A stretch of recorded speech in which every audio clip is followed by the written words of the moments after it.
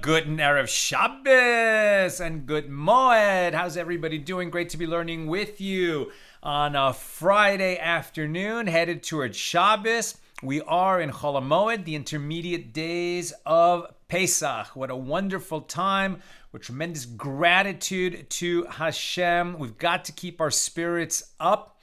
Very difficult news, pounding us constantly. Here in America, who would have thought that it's just much safer for our children who go to college-age children, it'd be safer for them to be in Israel, a nation at war. I mean, it is just crazy what is going on. But we cannot let our enemies get us down. It's serious. No one is making less of it. No one is belittling the dangers, but nevertheless, we are in the time of our rejoicing, the holiday of freedom and of miracles, and we need to choose to keep our spirits up, and of course to do our hishtadlus, keep getting the information out there. I just put out a post on our Instagram. You know, I think that the leaders of 10 nations, including the United States, put out a statement in conjunction with the state of Israel that if the hostages would be released, then a lasting ceasefire would begin immediately. Basically, the war would end if the hostages would be released. Why is Hamas not releasing the hostages? Because they're gangsters and it doesn't suit them. They want to keep sacrificing their own people in order to pursue their agenda. So the financial aid should pour in, which they steal and live their luxurious lifestyle and fund more terrorism and keep themselves in power. They have no love of their own people.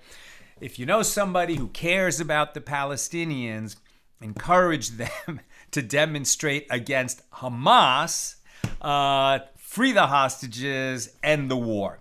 That aspect of it, not so complicated. Let's light up the darkness. Let's do our jobs.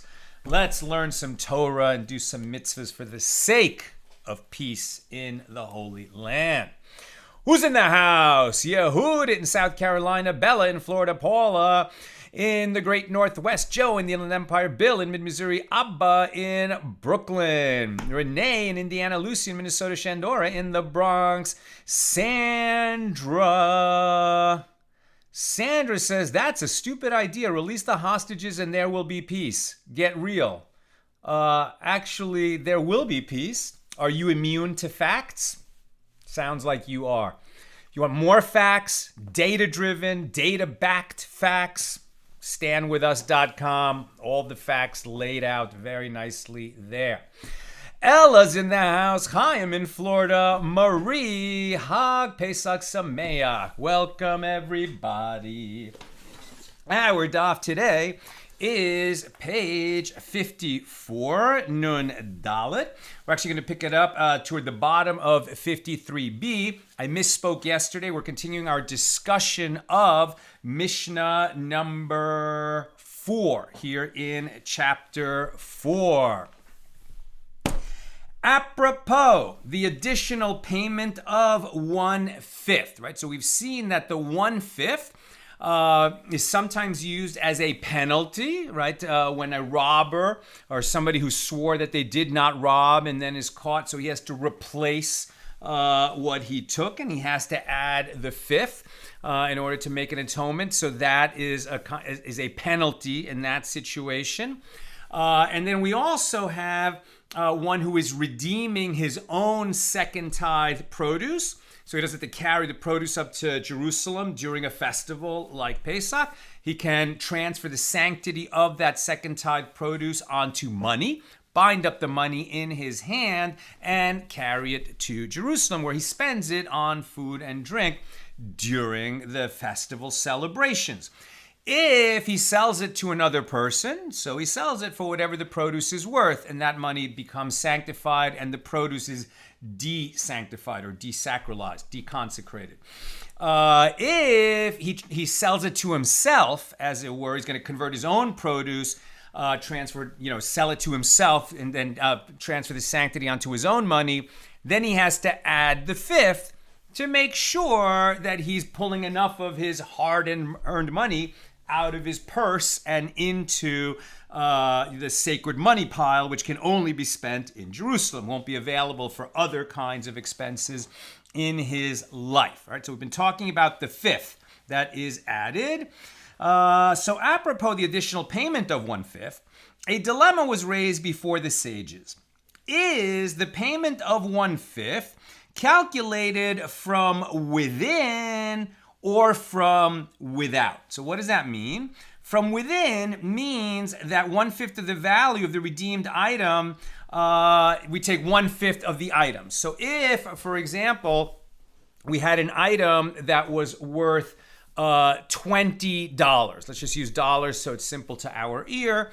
If you had produce that was worth $20, so what is 1/5 of 20? It's 4. So would it cost you $24 if you're redeeming your own produce? 20 plus a fifth of 20? Or is the fifth calculated from without, meaning that the fifth will be 1/5 of the total money that it's going to cost you to redeem the produce? What would be the final number whose fifth, which includes the fifth? In other words, if the fifth is from without, you would say that it's a total of $25 and the fifth is 5, right? So the 5 ends up being 1/5 of the total price that he's paying. That would be from without, and that ends up being the law. Or is it a fifth from within, which would be $4, right? A fifth of when you start, what is the value of the produce, right? The value, if you sold it to someone else, is $20, and you would add a fifth, it's 24, but that's not the law. It's the total money that you would pay to redeem it, 1/5 of that. So we end up saying it's a fifth of the end price, meaning $25, and the fifth is 5 and 20. Okay, so that's the difference from without and from within. So Ravina, now we're going to derive that how do we end up that it's from without? So Ravina says, come in here, resolution of the dilemma from a baraisa. In a case where the owner says he is willing to redeem consecrated property for 20 dinars, and any other person is willing to purchase the property for 20 dinars, the owner takes precedence and redeem the property due to the fact that they are obligated to add 1/5. In other words, if you want to redeem your own, right, so you would, this is in other situations, not when you're redeeming second tithe produce, right? Let me see, hold on. Ravina says, from a barais, in a case where the owner says he is willing to redeem consecrated property. So the same concept of the fifth. So this would be where you say, I am consecrating this cow, right?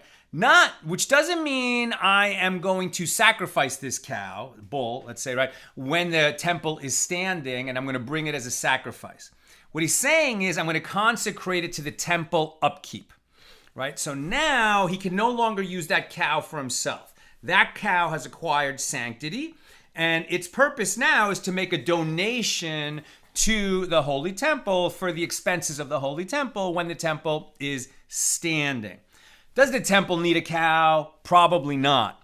So what the temple would do is sell the cow, right? And then the money, the sanctity of the cow would be transferred onto money, much in the same way that we redeem temple produce, second tithe produce.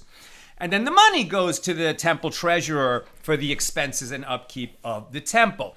And if you're going to deconsecrate the cow yourself, you would add the same fifth, just like when you deconsecrate second tithe produce. But in this case, the money's not for you to spend in Jerusalem during the festival. It's a donation to the temple. Therefore, the temple would prefer right? If a person deconsecrates his own consecrated property onto money, because he adds the fifth, and the temple would receive a larger donation. So the one who's deconsecrating his own consecrated property takes precedence over some third party because he adds the fifth. Now, that's the law, and now where we're getting to is the proof that we measure it from without and not from within, how we calculate what the fifth is. So, Ravina says, come in here, a resolution of the dilemma from a Baraisa. In a case where the owner says he is willing to redeem consecrated property for 20 dinars, and any other person is willing to purchase the property for 20 dinars, the owners take precedence and redeem the property due to the fact that they are obligated to add 1/5, and the temple treasury profits more from the owner than from anyone else. If one who is not the owner said, it is incumbent upon me to desacralize it for 21 dinars, then the owner gives a payment of 26 dinars because he's established the value of that object. Were they to enable the other person to purchase it for 21 dinars, the temple treasury would incur a loss, as the principal plus 1/5 paid by the owner is greater than the payment of the other person, who must pay only the principal. Were the owner to pay only 20 for the principal and add 1/5, the principal paid by the owner is less than the sum offered by the other person in terms of the principal. Therefore, the owner pays the principal proposed by the other person. He established the value of the object, and then he adds the payment of 1/5 that he was obligated to pay based on his own offer, i.e. the 5 dinars, for a total of 26. Interesting, he doesn't have to pay the fifth based on the 21, only on the 20 that he offered.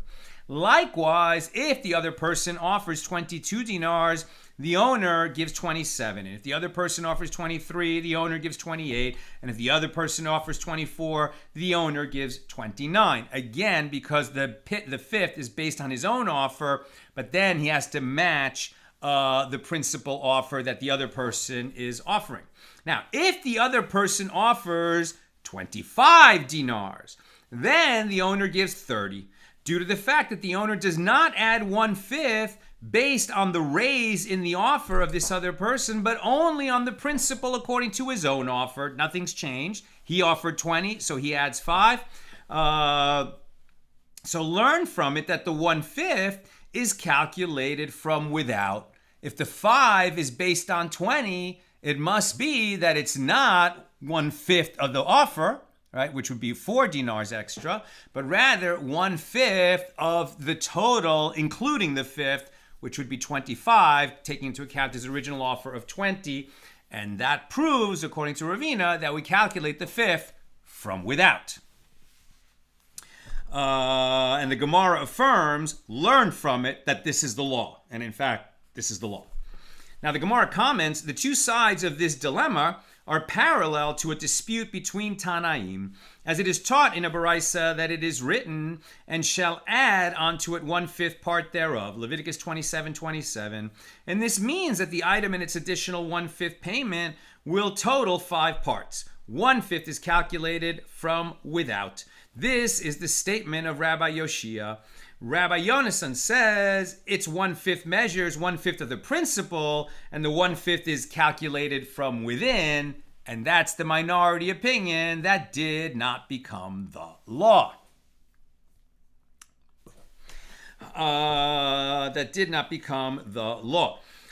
Dilemma was raised before the sages. By the way, if anyone's curious about this jacket, I traded my jacket from Team USA for this one from Team Chile at the Maccabiah Games a couple of years ago. The next Maccabiah Games is in 2025 in Israel. I'm returning as the coach of the Masters golf team. We won the gold medal last time. I hope to coach our team to victory again.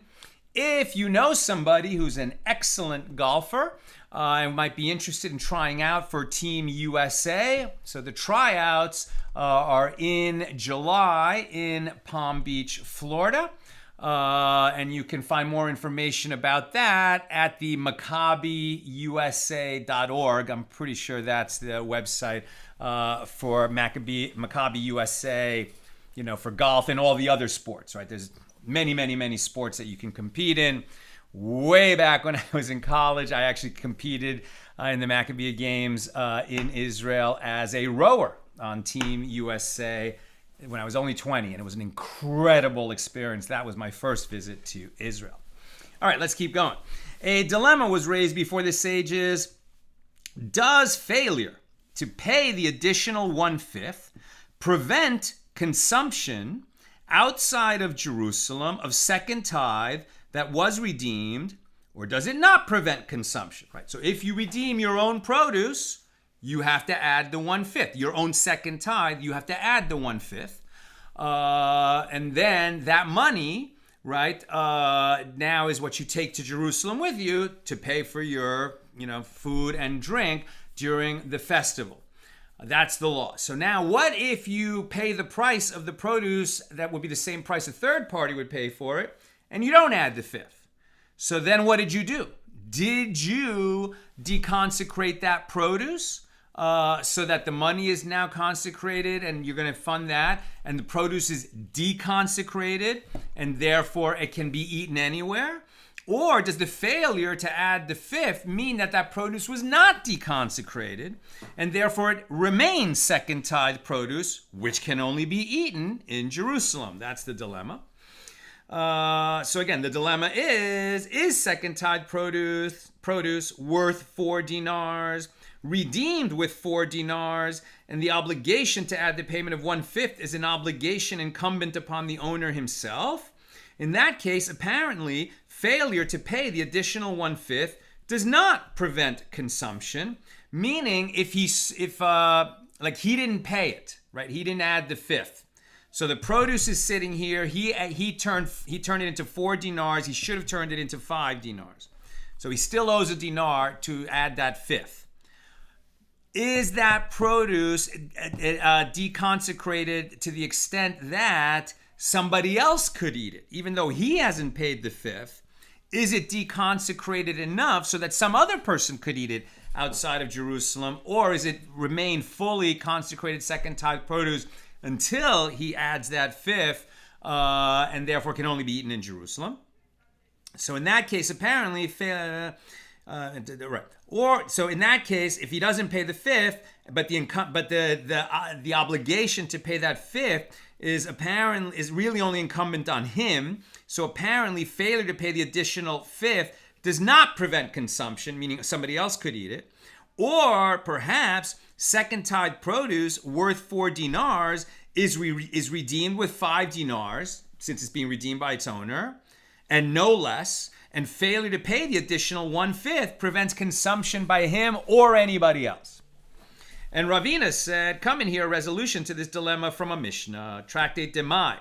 Demai is what that term means is we don't know if it's been doubtfully tithed produce, right? We don't know if it's been tithed or not, right? So from that tractate, where'd it go? Come in here, a resolution to this dilemma from Mishna Demai. For second tithe of doubtfully tithed produce, Demai, whose status is that of untithed produce by rabbinic law. It might have been tithed, we're not sure. Therefore, it's a rabbinic stringency that we treat it like untithed produce.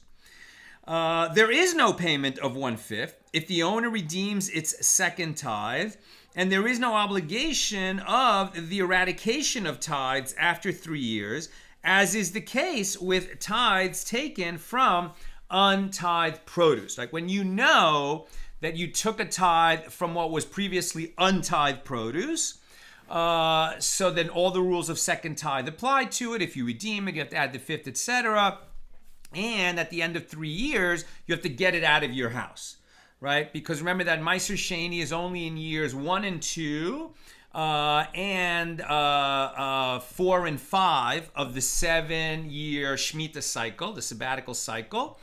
In years 3 and 6, the second tithe is not used for you to go and eat and drink during a festival in Jerusalem. Rather, it's given to the poor. So the longest that it could wait is 3 years, and at the end of 3 years, you have to make sure that all these second tithe produce is out of your house. Either you ate it or desacralized and spent it in Jerusalem, or you gave it to the poor, but you have to get it out of your house. That's called eradication of the tithes. Yes. So where am I?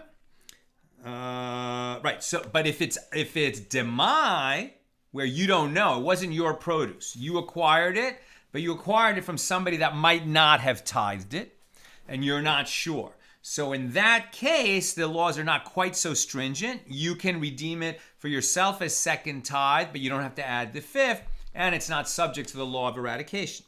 So Ravina explains, but by inference, there is payment of principal. Although there is no obligation to add 1/5, second tithe separated from demai, doubtfully tithed produce, does require redemption.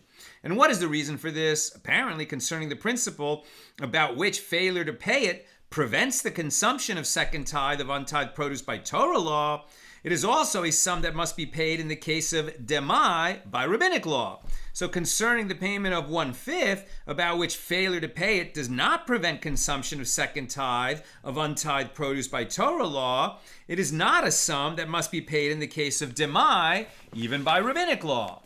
And the Gemara suggests, let us say that the two sides of the dilemma are parallel to a dispute between Tanaim, the sages of the Mishna, as it is taught in a Baraisa, in a case where one gave payment to redeem the principal, but did not give payment of the additional fifth.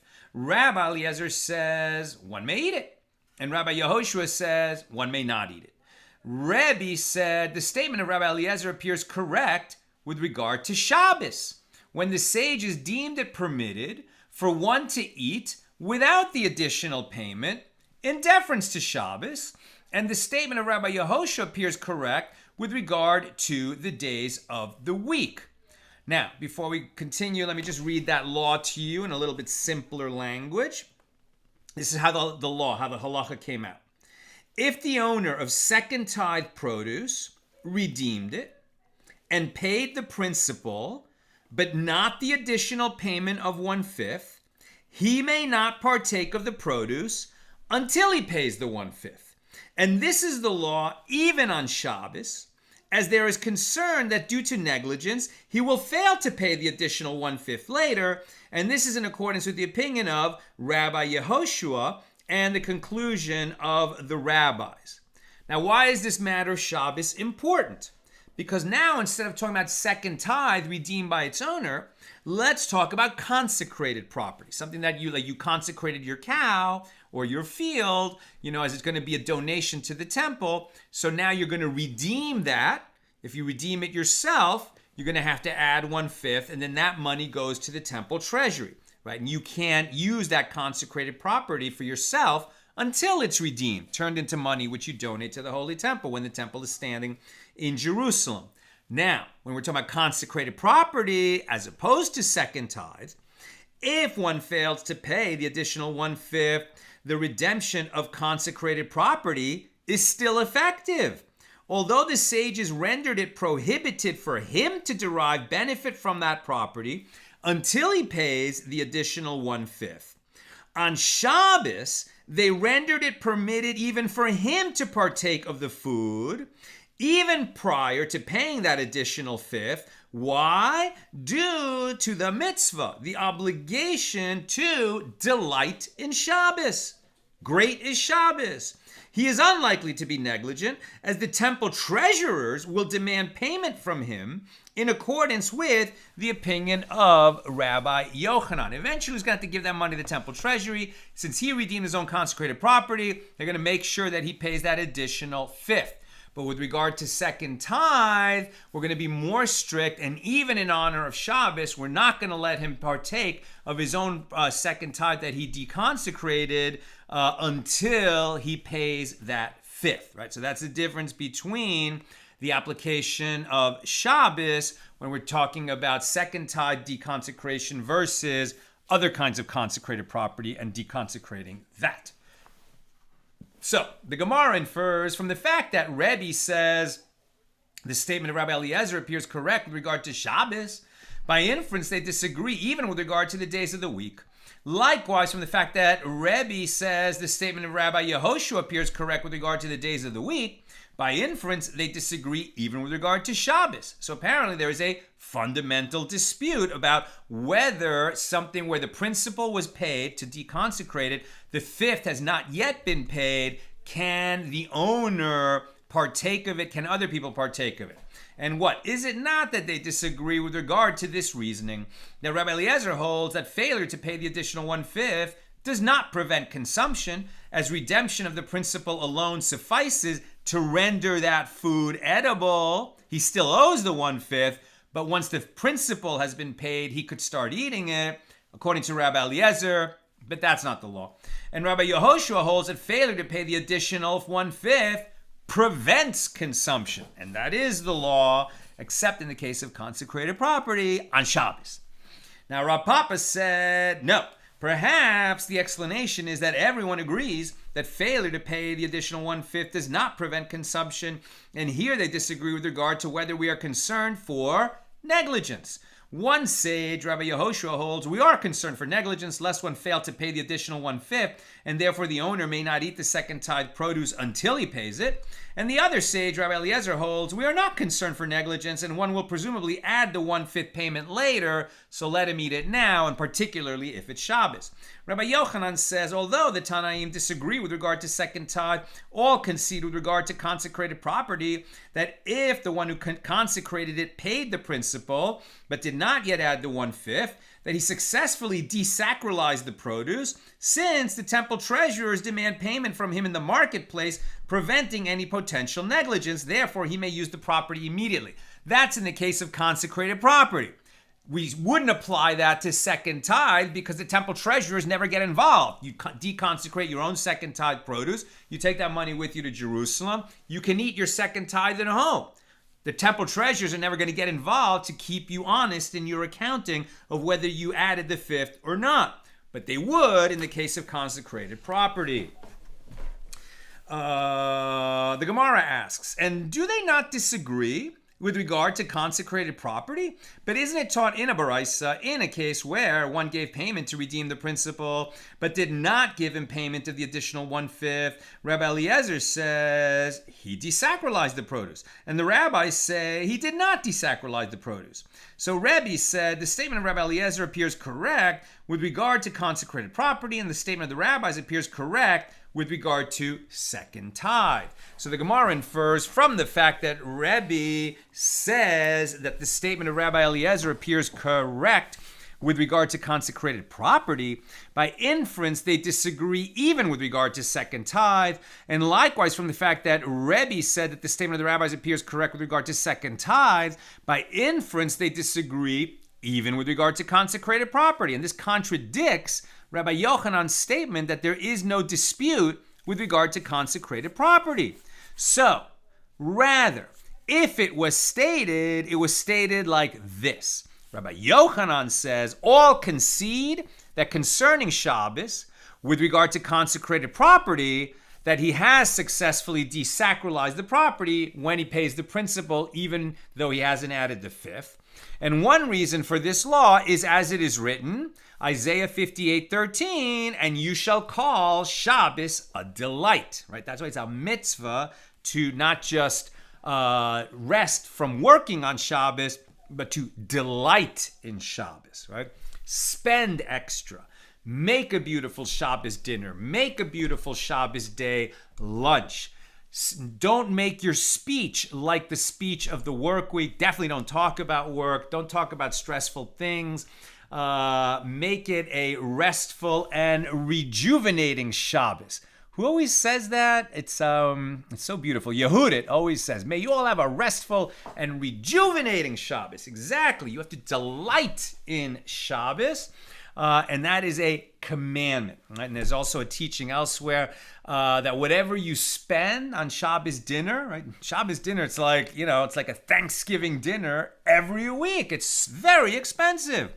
But whatever you spend on Shabbos will come back to you in other ways through your income. It's just one of those beautiful things. So delight in Shabbos, right? And because we delight in Shabbos, that's one of the reasons why if you're going to deconsecrate property, it becomes available to you for you to eat on Shabbos even before you add that fifth. Not so with Meiser Sheni, because we're being extra careful since the person might forget to add the fifth later. But with consecrated property, consecrated for the use of the treasury, yes, even without paying the fifth, you can use it on Shabbos because you shall call Shabbos a delight. Now, the sages sought to facilitate that delight in Shabbos by ruling leniently. And furthermore, it is desacralized without payment of the additional 1/5 because the temple treasurers will demand payment from him in the marketplace. Rami Bar Chama says, the sages said that consecrated property cannot be desacralized with land.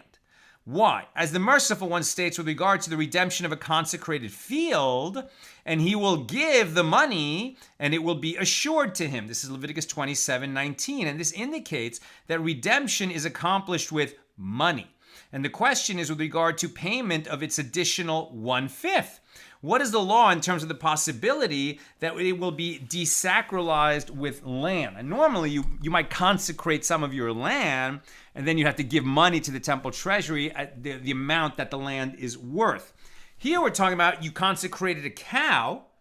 Okay, so now you want to deconsecrate the cow, meaning the cow comes back into, it's yours and you're available for your use because you gave the worth of the cow to the temple treasury and you have to add the fifth.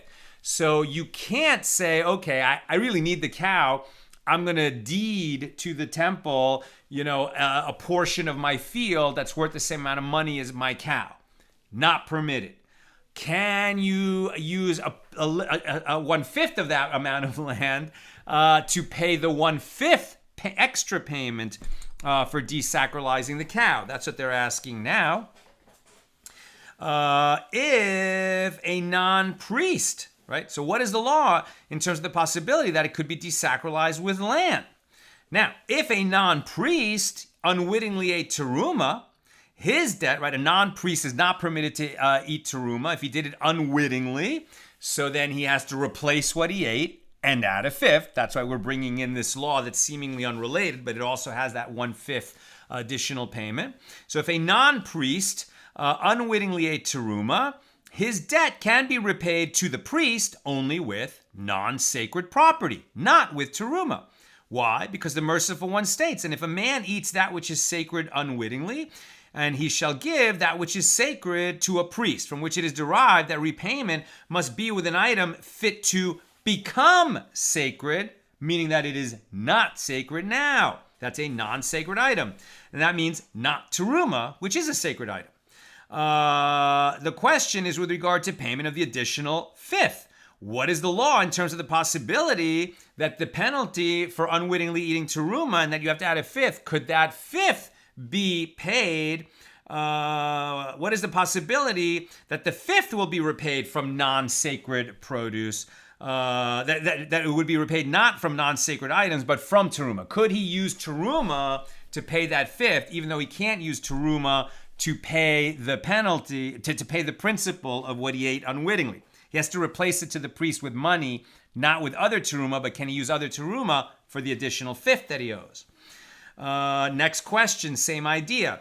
Second tithe produce cannot be desacralized with an unminted coin, because the Merciful One states, Deuteronomy 14:25, and you shall bind up the money in your hand, which the sages interpret as serving to include any item that has the imprint of a coin upon it for desacralization, but not an unminted coin. You don't use, precious metal by weight. You have to use actual money.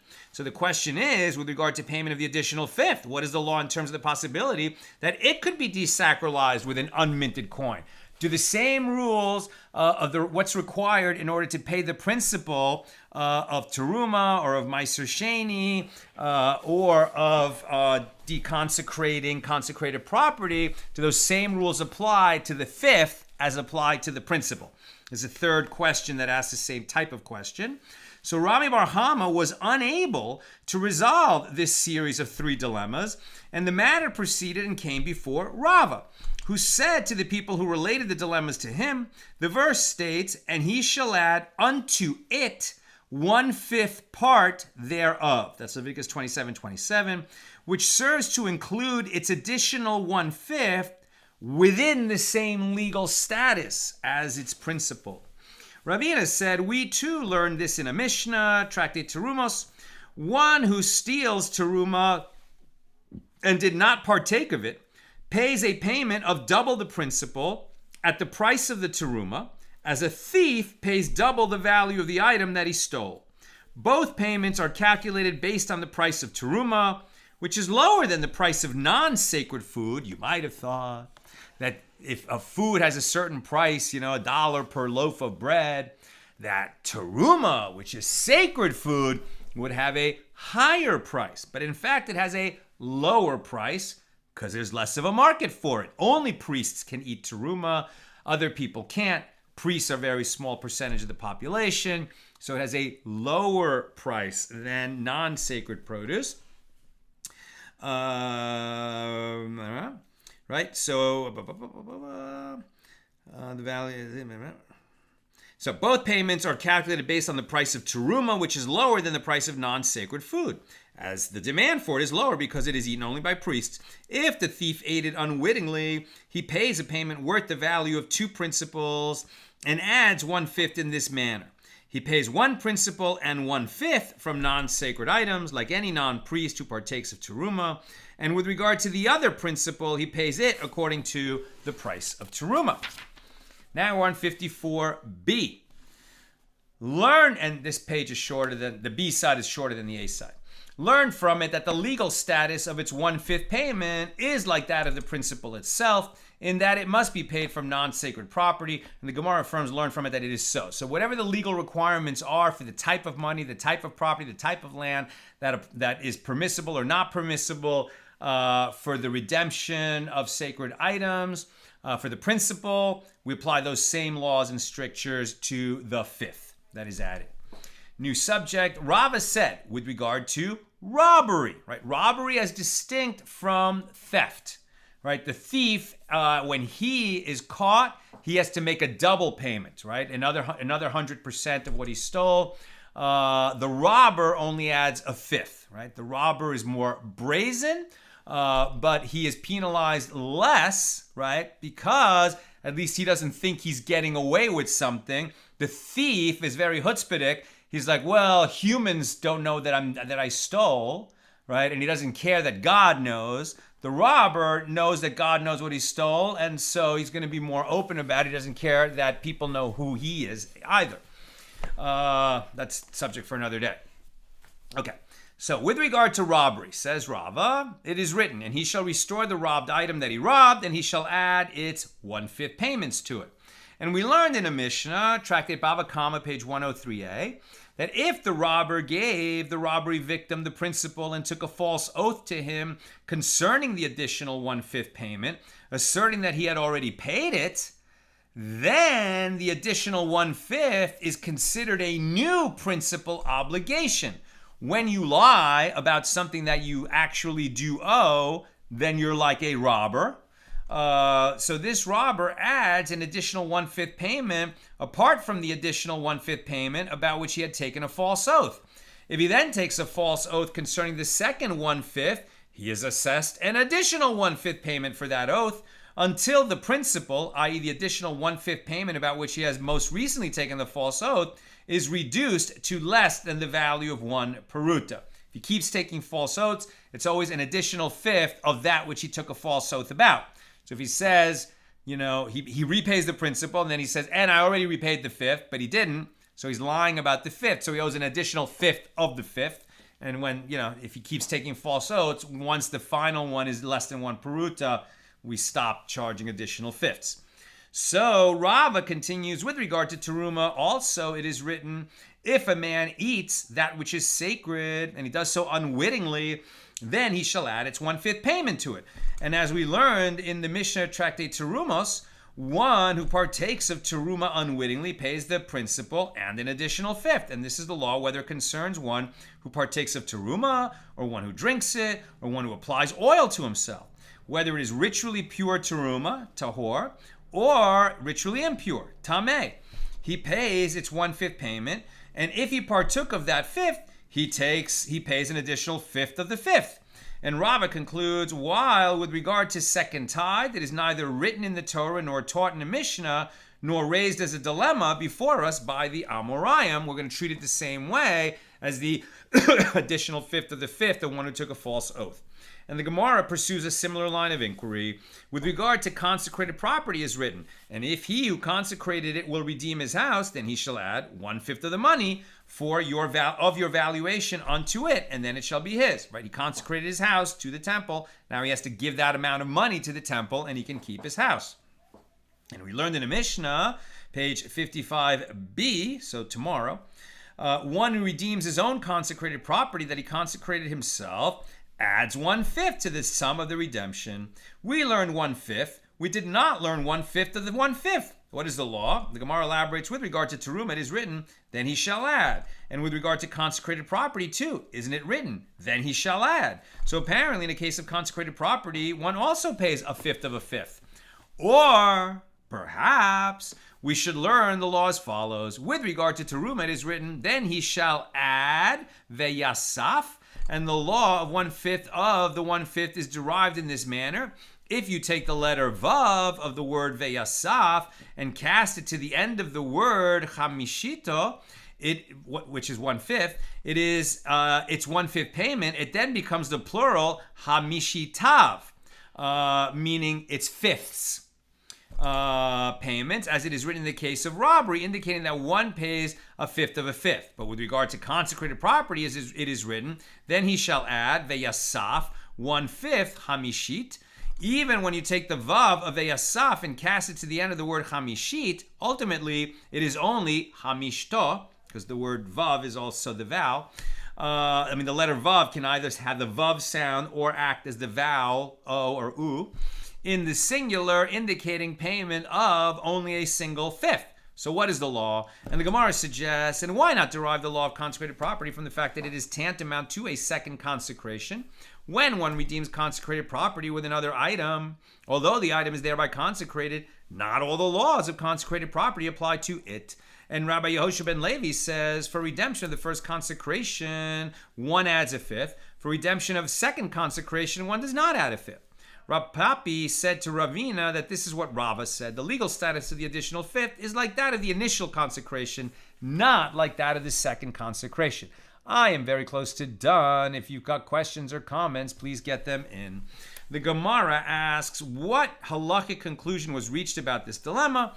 And Rav Tavyumi said in the name of Abaye that the verse states with regard to one who redeems a house that he consecrated, then he shall add 1/5 of the money of your valuation unto it. And the Torah juxtaposes its payment of 1/5 to the money of its valuation, i.e. the consecrated house. Meaning, just as when redeeming the money of its valuation, one adds a fifth, so too when redeeming the money of its fifth, one adds a fifth as well.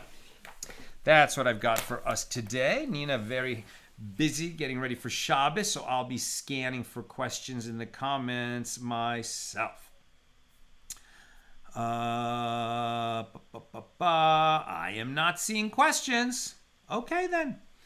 So my friends, may you be blessed, as Yehudit says, with a restful and rejuvenating Shabbos. May you delight in Shabbos. May we have some relief from the crazy stress that Am Yisrael, that the Jewish nation is undergoing everywhere at the current time. May our young people be safe. Please God. Seems like every day we're hearing more distressing chants and actual violence of the mobs at all these schools.